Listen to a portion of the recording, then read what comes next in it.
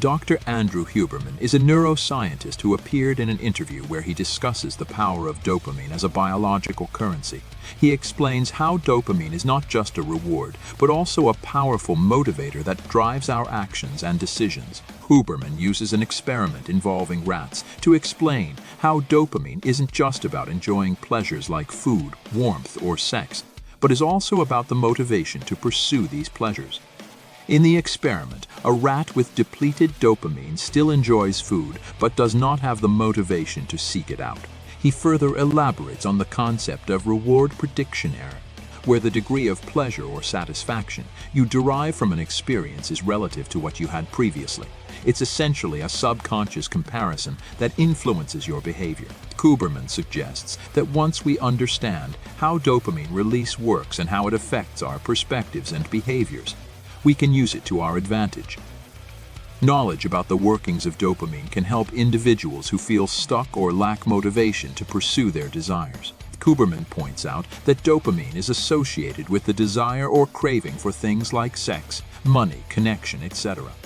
The anticipation of these things greatly increases dopamine release. However, post-pleasure activities like post-sex or post-reproductive activities result in a spike in another hormone, prolactin, which works opposite to dopamine, leading to a quiescence period. Huberman also talks about the neurochemical changes that occur in pregnant women and fathers-to-be. During pregnancy, a woman's hippocampus, the area of the brain associated with memory, goes through changes, eventually leading to superior working memory after childbirth. Others, on the other hand, experience an increase in the hormone prolactin, which prepares them for the upcoming sleepless nights and even lays down body fat. Explaining the concept of dad bod, he also touches upon how smells can evoke physiological responses, including how the scent of women's tears can reduce testosterone levels in men. He discusses the research that shows that men find women more attractive during their pre-ovulatory phase of their menstrual cycle, a response that can be blocked if the woman is on oral contraceptives. So these interactions suggest that humans are constantly signaling each other through hormones. Well, perfectly okay to say, I want this or I'm striving for this, because that striving, that craving itself, is actually a sign that you're engaged, you're motivated, you're involved in the process, and that's what dopamine is doing. It's lighting up the path ahead, giving you a sense of anticipation and excitement, even though you haven't reached your goal yet. What we need to be careful about is not to overly link the experience of dopamine to the attainment of the goal. What I mean by this is, dopamine is not just about the celebration at the end. It's about the journey. It's about the pursuit.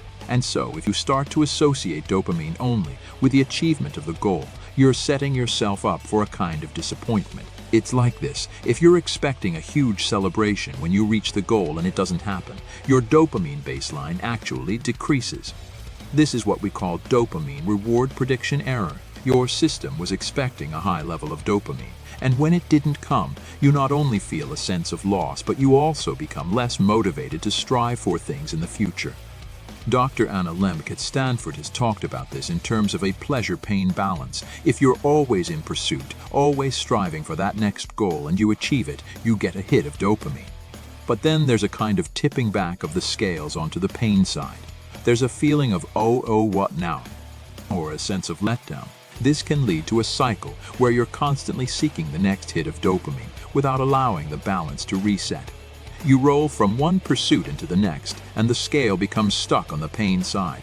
Eventually, no amount of seeking gives you that same sense of motivation and pleasure. So to use dopamine effectively, it's important to remember that it's not just about the reward at the end.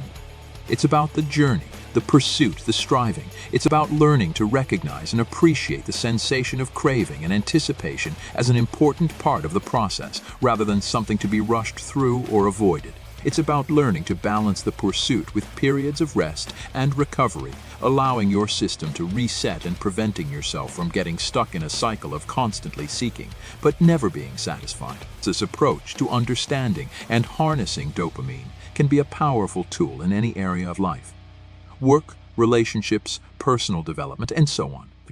In summary, understanding the role of dopamine and other hormones in our behavior, motivation, and interactions can provide valuable insights into human behavior and potentially give us tools to influence our own motivation and actions.